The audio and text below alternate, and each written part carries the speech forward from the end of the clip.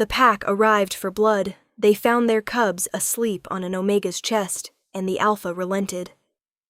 The distress beacon screamed across the pack network before Alpha Daemon received it. His claws dug into the armrest of his throne, leaving deep gouges in the wood as the message played again. 2 of his pack's pups, missing for 3 days, had been traced to a small cabin on the border of unclaimed territory. An Omega's cabin. Omegas were rare, vulnerable, and this one lived alone outside pack protection. The galaxy of pack politics had taught most Omegas to stay within guarded territories, to accept Alpha protection whether they wanted it or not. This one had refused every offer, every demand, choosing isolation over submission. And now she had his pups. "Assemble the enforcers," Daemon growled, his massive frame already moving toward the doors. His silver-black fur bristled with barely contained rage. The Shadow Moon Pack were apex predators across 3 territories, their protective instincts honed across generations. And some Omega, had taken 2 of their young. The pack assembled within minutes. 20 warriors, each standing over 7 feet tall with eyes that glowed gold in the darkness. Their wolves snarled beneath their skin, demanding blood, demanding vengeance. They would make an example. They would show what happened to those who touched Shadow Moon pups. The cabin. The cabin was small, barely more than a cottage tucked into the forest's edge. Smoke rose from the chimney. One window glowed with warm firelight. It looked peaceful, ordinary, a trap waiting to spring. Daemon's senses detected only one adult signature inside. Omega, unmistakably. The sweet, calming scent that could soothe even the most feral Alpha. And underneath it, 2 smaller signatures that made his breath catch. The pups. Alive. "Breach protocol," Daemon commanded, his voice deadly quiet. "Non-lethal until I assess the situation. But if that Omega has harmed them..." He didn't need to finish. The pack knew. They surrounded the cabin with practiced efficiency, weapons drawn, movements synchronized like the hunting parties of their ancestors.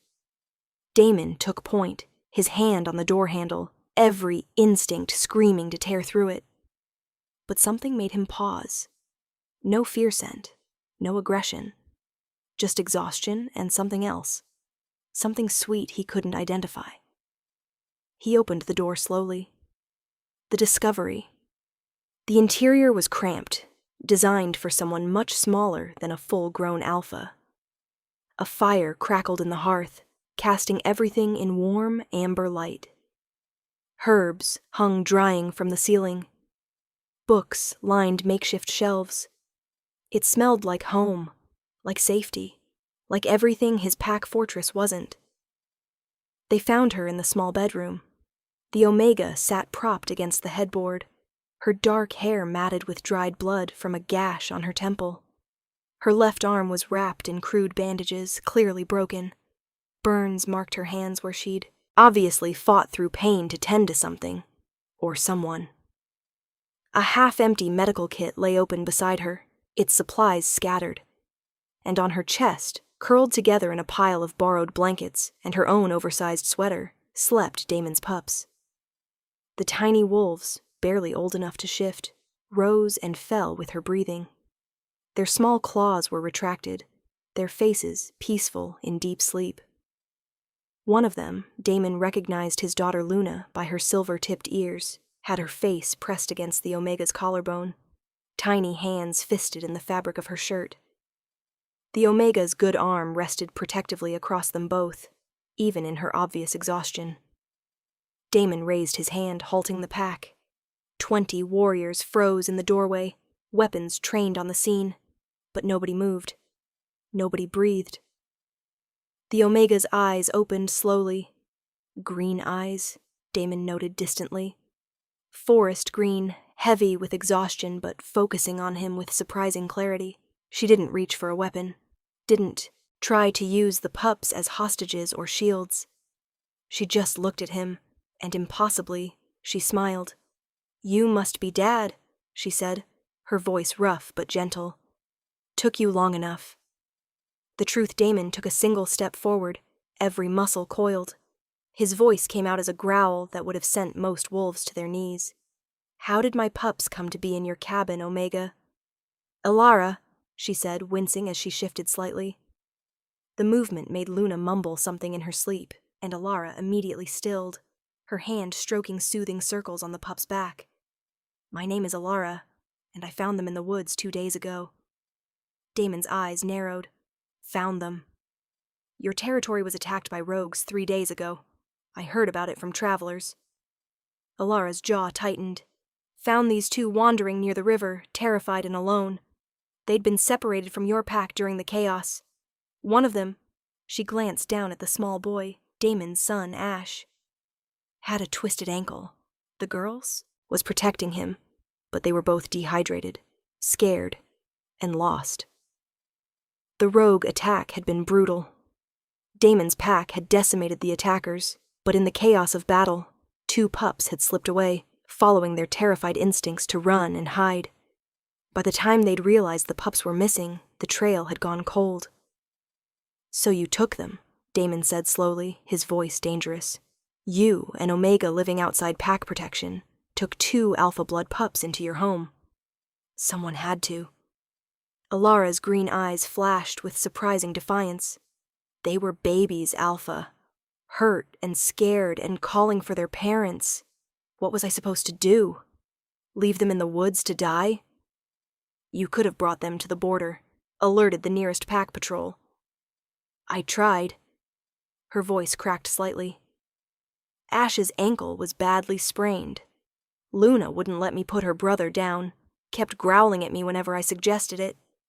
So I carried them both back here, got them stable, fed them, wrapped the ankle. She looked down at the sleeping pups with something painfully tender in her expression. I sent word to 3 different pack contacts yesterday, but no one responded. Then last night, she gestured to her injuries with her chin. Rogues tracked their scent here. 4 of them, looking to finish what they started. Damon went very still. Rogues attacked you. I fought them off, said simply, as if it were nothing. As if an Omega defending against 4 full-grown rogues was ordinary. Couldn't let them get to the pups. Managed to kill 2, wounded the others enough that they fled. But she swallowed hard. I got hurt in the process. Been trying to stay conscious ever since, in case they came back. You killed 2 rogues, Damon repeated slowly, something like awe creeping into his voice. Alone, while injured, to protect pups that aren't yours. They're children, Alara said, as if that explained everything. And they were scared. They kept crying for their mama, and Papa kept asking when you'd come. So I held them, told them stories, sang them to sleep. Her voice softened. Luna was having nightmares. Ash wouldn't stop shaking. They needed someone. Damon felt something shift in his chest, some ancient recognition that transcended pack law and hierarchy. He'd seen protective instincts before, but never like this. Never from an Omega who had every reason to fear alpha blood pups, who could have used them for leverage, who could have done 1,000 things other than protect them at cost to herself. My daughter, Damon said quietly, approaching slowly despite the warning growls from his enforcers, has been crying in her sleep since the attack. Nightmares about rogues and blood. Alara's expression softened. Not tonight. Tonight she dreamed about running through fields of silver grass under a full moon. I could feel it in the way she moved. Happy dreams. Safe dreams. Our ancestral homeland, Damon whispered.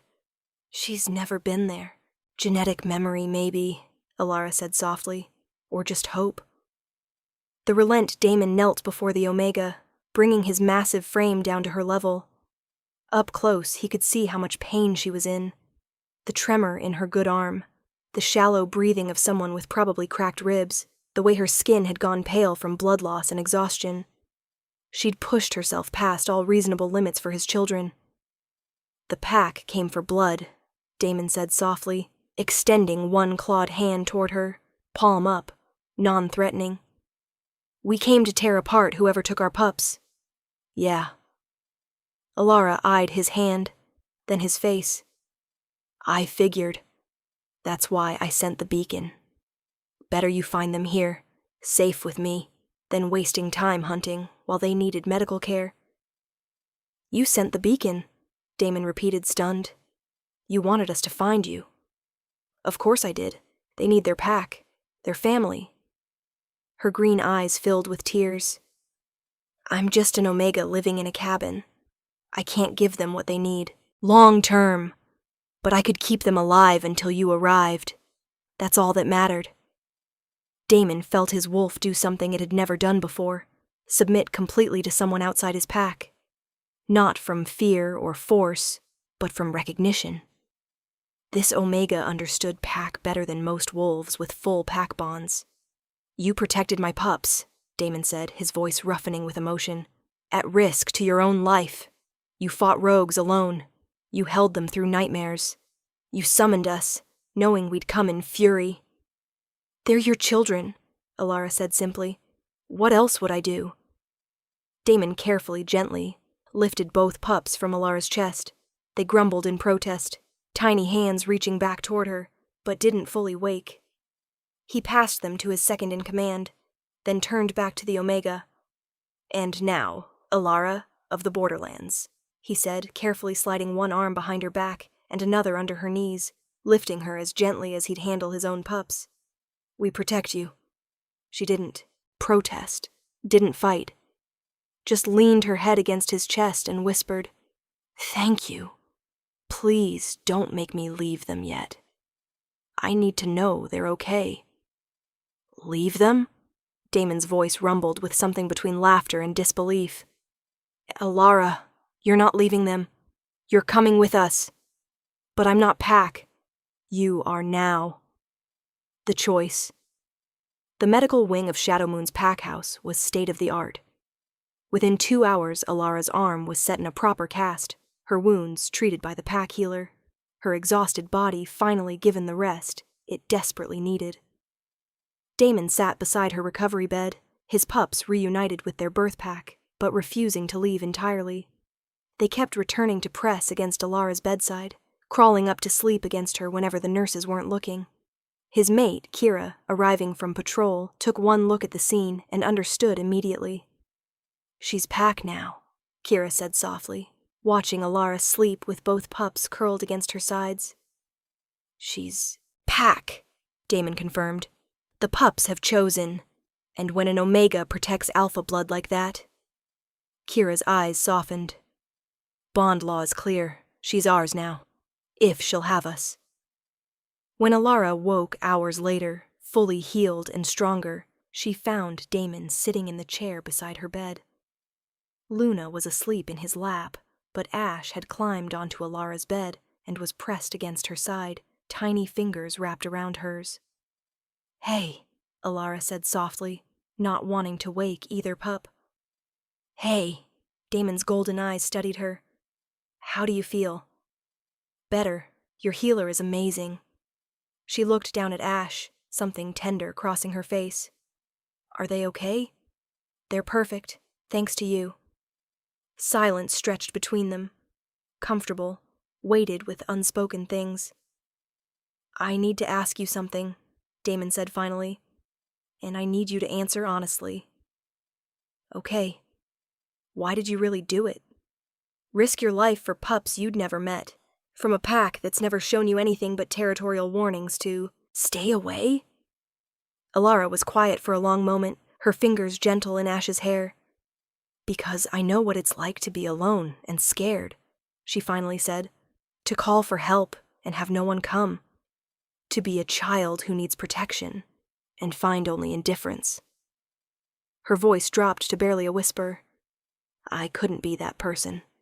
I couldn't be the one who turned away from children who needed me, even if they weren't mine. Even if helping them might get me killed. She looked up, meeting his eyes. I'd rather die protecting them than live knowing I'd left them to suffer alone. Damon felt his heart do something he hadn't expected. Crack open completely. You're not alone anymore, he said roughly. The pups have chosen you as pack. Luna won't sleep without your scent nearby. Ash asks for you every 10 minutes. My mate wants to meet the Omega, who killed rogues to protect her children." He leaned forward, careful not to disturb Luna. "I'm not asking you to accept a mate bond or anything you're not ready for. But I am asking, will you join our pack? Officially. As family." Alara stared at him, tears gathering in her green eyes. "You want me? An Omega who lives alone, who has no useful skills for pack hierarchy, who protected my pups like they were your own, who fought 4 rogues alone and won, who has a bond with my children that's strong enough they literally won't sleep without you." Damon's voice softened. "Ilara, you're already pack in every way that matters. I'm just asking you to make it official."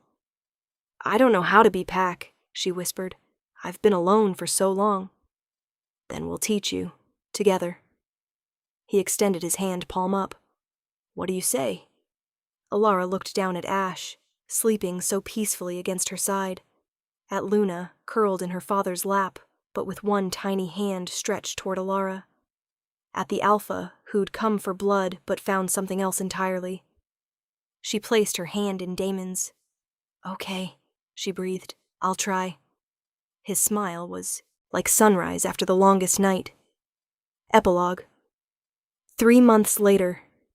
Alara woke to the familiar weight of 2 small bodies pressed against her sides. Luna was sprawled across her stomach, snoring softly. Ash had somehow wedged himself between Alara and the headboard, his wild hair tickling her cheek. She smiled, careful not to disturb them as she breathed in the scent of home. The door opened quietly.